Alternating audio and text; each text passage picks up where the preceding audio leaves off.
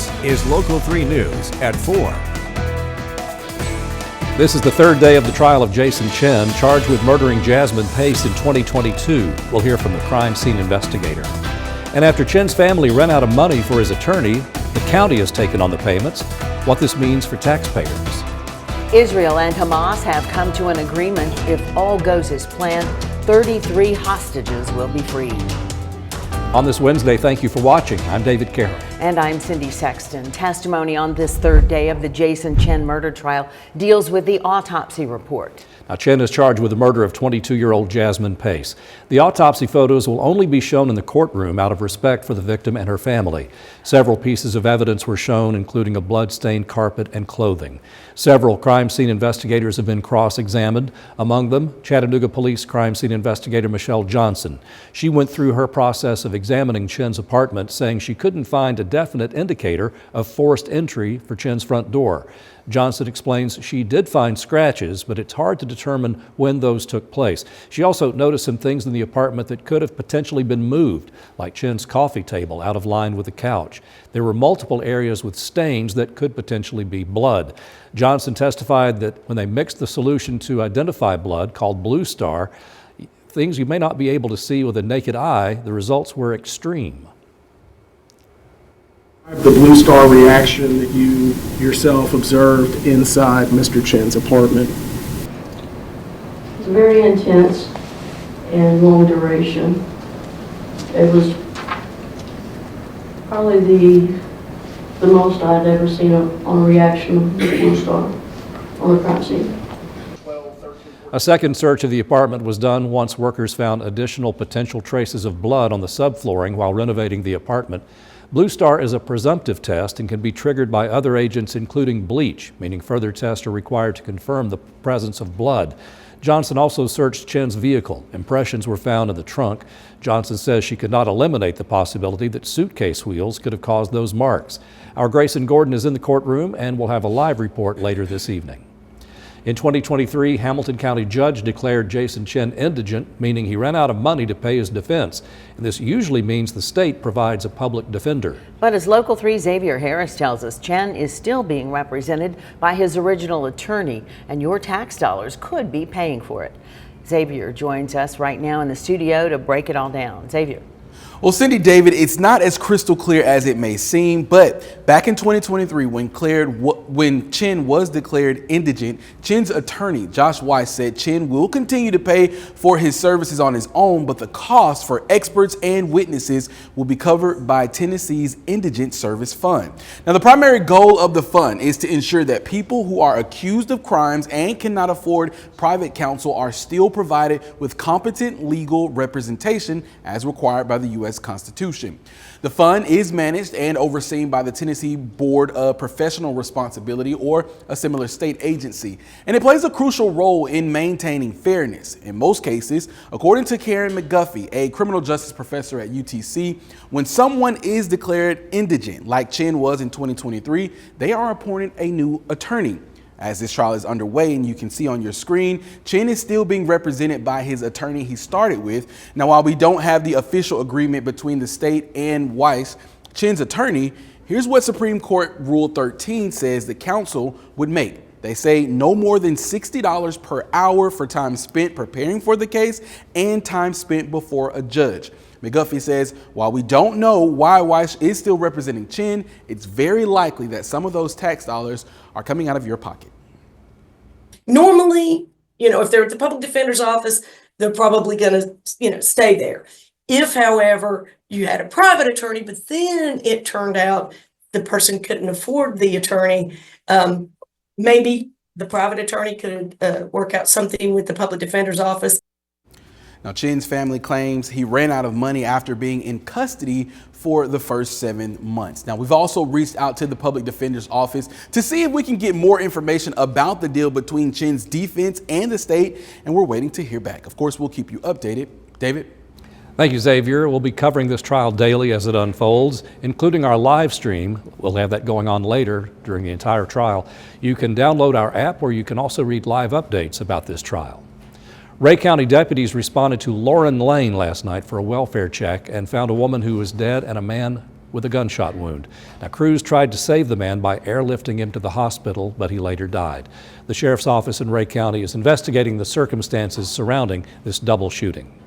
President Biden has announced a 6-week ceasefire between Israel and Hamas, and it will likely begin Sunday. The first phase will be for the release of hostages, 33 prisoners who were taken by Hamas October 7th of 2023 will be released, along with hundreds of Palestinian prisoners. The hostages will be released in phases. Negotiations to end the war will begin on the 16th day of implementation. The ceasefire will allow humanitarian aid into the Gaza Strip, and Palestinians will eventually be able to return to northern Gaza. Here's a look at some of the major incidents of the war. It began in 2023 at the Israeli Music Festival when 250 people were taken hostage.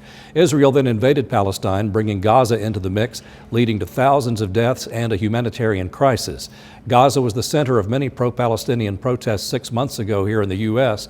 Last month, hundreds of walkie-talkies and pagers were booby-trapped with bombs, killing hundreds more. Several airstrikes have been dropped on both countries in the past few months. We'll have more on this deal coming up in just a few minutes here on Local 3 News at 4. Now we turn our attention to the weather, where things are relatively calm today, which usually means something's on the way. And we know that here in the Tennessee Valley, don't we? Hannah Sky is here to tell us what is in the works. Hannah. Yes, absolutely. You know, those conditions, the temperatures, they've all been going up and down, but the next couple of days, those warmer temperatures are going to continue. We'll see those highs in the 50s briefly return through tomorrow and into your Saturday. Then the rain is also going to approach as we go through your Saturday morning, and then scattered showers throughout the day. And then much colder air works its way in as we head into the beginning of next week. And we're also tracking a little bit of possible precipitation that could be snow. But also wanted to let you guys know that right now on the radar there is a special weather statement for some of our counties, such as Fannin County. This is due to a fire risk because winds will be northwest at 5 to 10 miles per hour. With the dry fuels, there is a higher fire concern to be expected. I believe this is going to expire at 11:15 p.m. tonight. Just something I wanted to mention, but those current temperatures right now are sitting at 49 degrees here in Chattanooga, so already a little bit warmer than what we were expecting it to get today. And then those temperatures, let's see, it looks like it's starting to peak up in the upper 30s and there in Altamont, and overall we're starting to dip down. Those temperatures will drop all the way into the 20s, not the teens tonight, the 20s, so slightly warmer, but still very, very cold. We'll talk more about those rain chances coming up and what else you can expect as we head into next week. Back to you, Cindy. Thank you, Hannah. Coming up next on Local 3 News at 4, we'll check traffic for you, finding out if there are any slowdowns on our roads. And more on the Israel-Hamas ceasefire and when the remaining hostages could be released.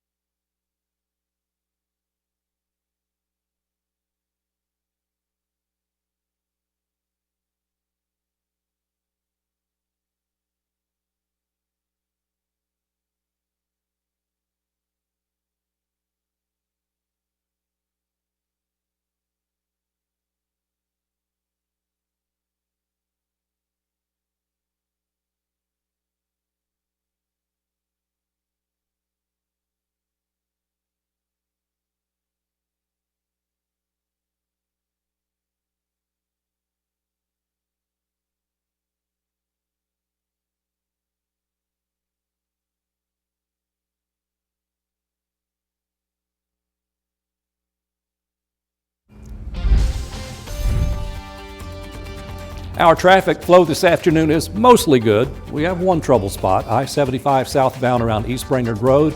An accident reported there just a few minutes ago, causing a bit of a slowdown, but everywhere else inside the city and going in and out of Chattanooga, moving at a good pace this afternoon. Cindy? Thanks, David. Drivers still have to avoid part of Shallowford Road today in the Ridgeside area. A water main break caused significant traffic delays yesterday near Park Ridge and Glenwood. The road remains closed for repairs. The closing will affect all lanes of traffic on that part of Shallowford Road, and drivers are advised to just avoid the area and use alternate routes during the repair period. Citywide services will also implement an icing treatment along the affected stretch of road to ensure safety for drivers. We'll keep you up to date on when the road reopens, how it's happening. We'll do that on air and online. A gas leak at Chattanooga State Community College was contained today. Students are still on winter break and have not yet returned to campus. Officials say the leak stemmed from a science lab in the Omni building and branch center. The building has been moved to virtual operations for the rest of the day. Chattanooga is mourning the loss of a prominent community leader. Jerome Martin served the city for more than 30 years. Martin worked for the Community Development Department, served as a community elder, and was a city leader. He passed away Sunday. A celebration of life will be announced at a later date. And next up, red dye number 3 has been banned in several countries, and now the entire United States is joining in on the ban.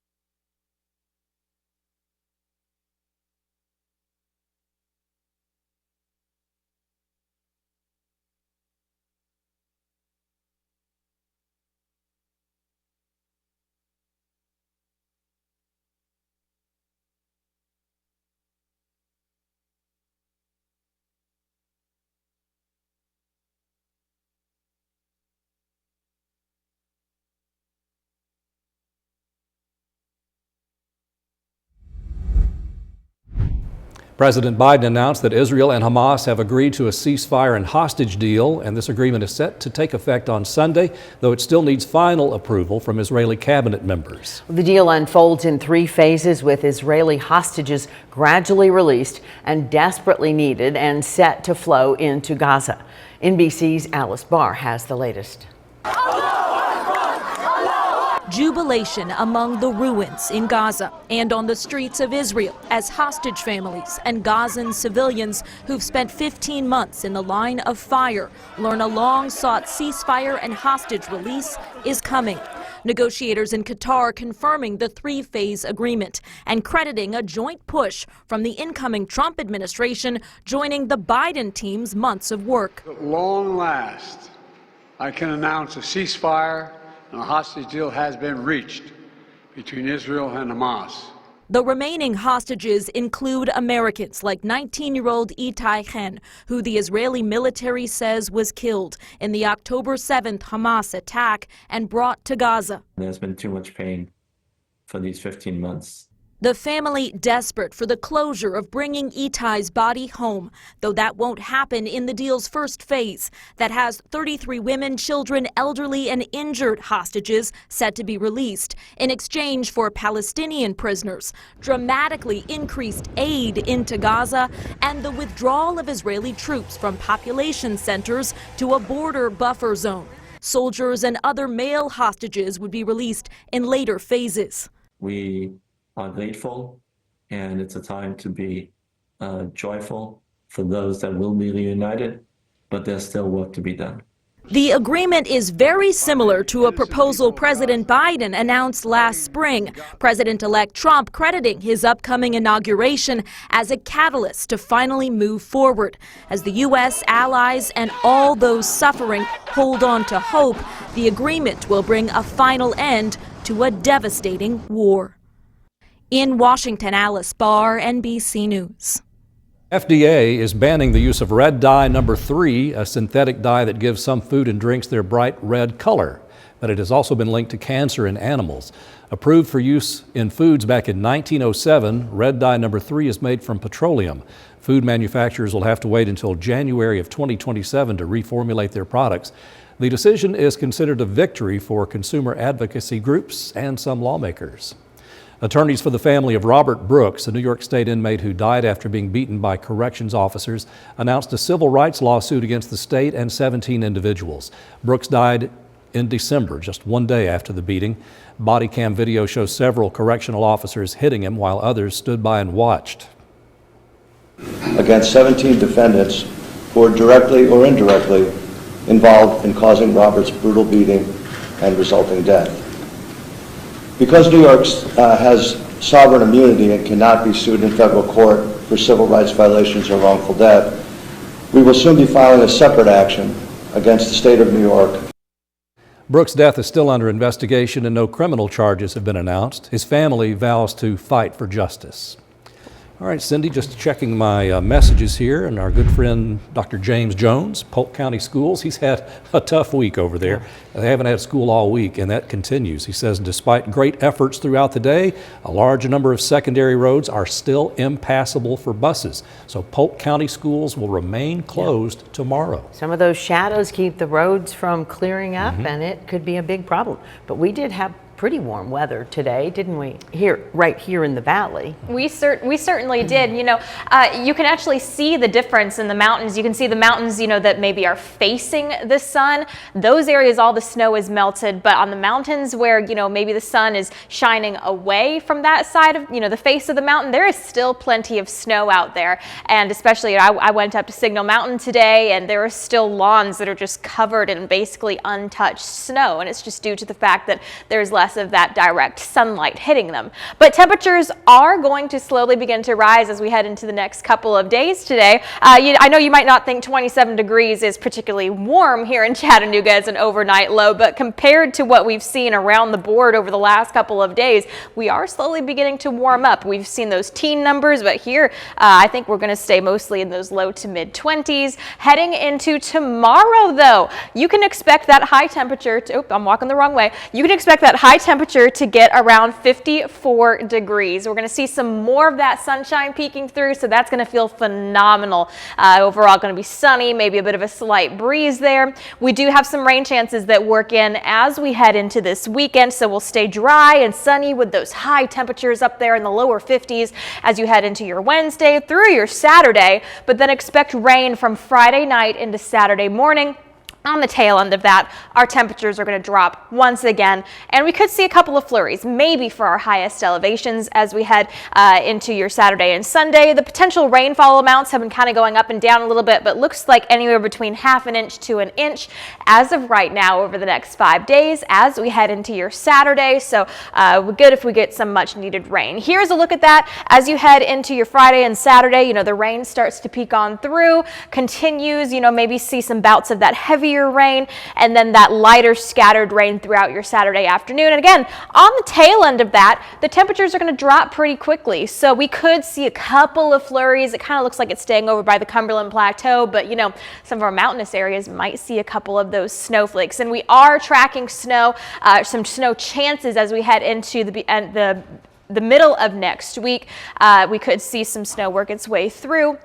It's very early right now. The big story really is going to be the cold as you head into the beginning of next week. So that's Sunday through Monday and Tuesday. We have Arctic air, which is going to work its way through. And then again, I know there's a lot of stuff being pushed out on social media about the potential for snow. It's too early right now to give exact totals or really just see where it's going. The models are going all up and down all over the place. We'll know more in a couple of days when things will start to even out. But as of right now, big story is it's going to warm up. It's going to feel beautiful. Then we get rain moving in as we head into your Saturday. On top of that, after the warmth, we finally, you know, get a little cozy with those warm temperatures.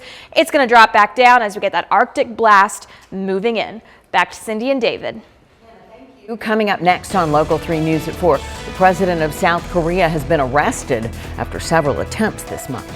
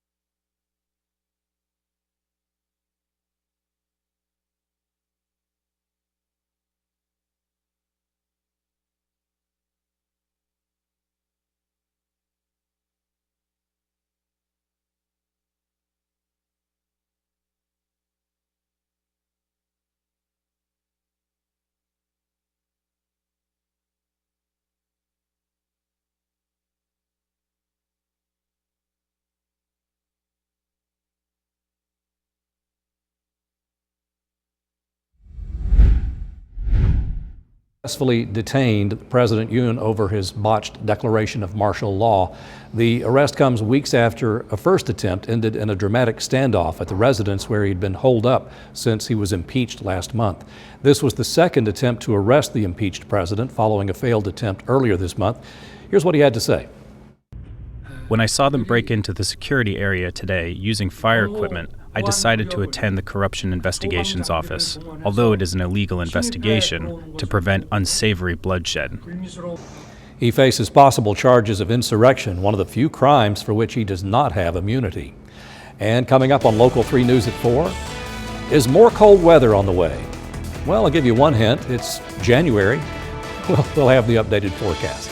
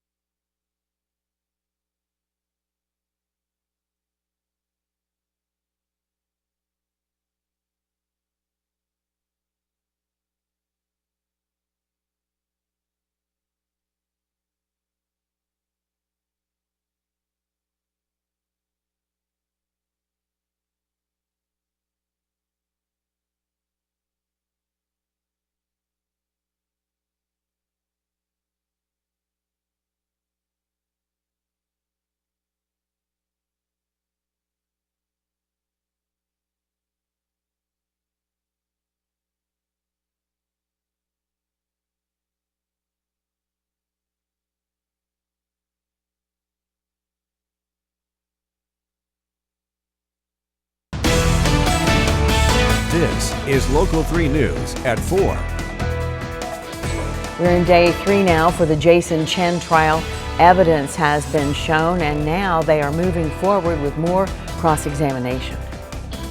I was just praying to God like the whole way there that, don't take my family.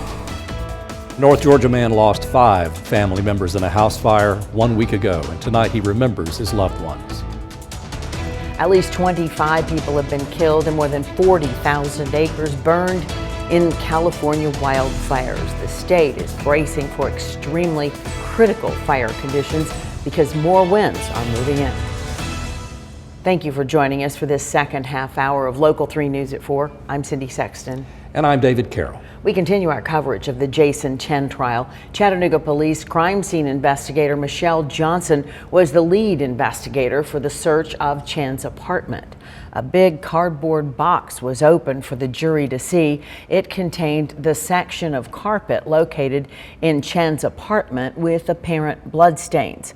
Johnson says the carpet was taken from where Chen's bed was typically placed. The stain is about 5 feet long. Johnson explains her actions processing the crime scene. What items were you looking for? What kind of evidence were you looking to collect? I know at the time it was a missing person case. We were looking for any items of evidence that really didn't belong in the apartment, anything out of place, or anything that could have indicated that there could have been a crime committed there. Johnson said it was some of the most reaction from investigating she's ever seen. We'll be covering this trial each day as it unfolds. You can download our app, where you can also read live updates on the Chen trial. Today, Governor Bill Lee called on the Tennessee General Assembly to hold a special session on January 27th to pass his Education Freedom Act. He's proposing 20,000 private education vouchers at the rate of some $7,000 per voucher. Some educators and parents of public school students are fighting against this act. The group Public School Strong held a rally in Chattanooga yesterday to express their opposition. Former Hamilton County School Board member Kathy Lennon says the main goal is to show that the proposed vouchers are not wanted in Hamilton County. Educators, school board members, and public school parents were among those speaking. Everybody talked about the amount of money that Governor Lee has said that he has, $140 million that he has set aside for vouchers, and what we could actually do with that money in our schools if we had it. Governor Lee says the Education Freedom Act would empower parents with school choice. It would support our teachers and further invest in public schools. The Chat Foundation is opening its warming shelter tonight. It's at 727 East 11th Street, the former community kitchen. They'll be open from 7 tonight until 6 in the morning for the freezing temperatures. You can text COLD to 833-417-3071 to get updates on when the shelter is open. Also, you can look for a blue flag flying over the shelter. Now we want to send it right over to Hannah Sky. She's keeping an eye on this cold weather we're having. I mean, today was pretty nice, not bad. Get in the car and it's kind of warm, but... Well, as we were talking about Polk County schools closing again tomorrow, you know, you go into some parts of our viewing area and it's like a different world. You know, those of us here in downtown Chattanooga are like, hey, we're all clear. Not everybody's in the clear. Exactly, and David, you're exactly right, because you have those mountainous areas that maybe have a little bit more, you know, they have more of that shade that's keeping the snow there. You have the mountains that may be facing away from most of that sunlight, so there's some solid areas that have a lot of snow. I don't think you can see really any of the snow here on this mountain here. It looks like most of this has melted. This is from our station here, heading out north towards 27 and heading up towards Signal Mountain. We got a lot of sunshine, beautiful conditions. It feels a lot warmer and a little bit more comfy than what it has been the last couple of days. Now, I did want to let you guys know that for Fannin County and areas near Blue Ridge, there is a special weather statement that has been issued for a fire risk just due to some of those gusty winds. There's a lot of dry air and dry fuels, so there is a bit more of that higher fire danger concern, and this is going to expire by 11:15 p.m. tonight. Just wanted to keep that in your mind. Temperatures, though, right now, they're sitting firmly at 49 49 degrees. You can kind of see that up to our north and east, those temperatures are slowly beginning to drop. We're still up there in the upper 40s down to our south and to our west. And then heading into tonight, the temperatures, while they are going to be warmer during the days, they are still going to drop down into those lower 20s overnight. So again, the Chattanooga Foundation weather shelter is going to be open, and for good reason, because those lows are going to get down to the 20s. Now, coming up in just a bit, we'll talk more about this lovely warming trend we're going to see, followed by some rain, and then followed by more cold. Back to you, David. We'll just focus on that warming trend for now. Thank you, Hannah. Now the latest on the devastating LA wildfires in California. At least 25 people have died and more than 20 are still missing. Fire crews have been working for more than a week, but are still unable to contain the two biggest blazes, the Palisades and the Altadena fires. Jay Gray has more. While the winds have started to ease a bit, the firefight here is still far from over. There are still numerous hot spots burning within the fire footprint. The combination of low humidity and strong winds has further dried out the brush, increasing the risk of fire.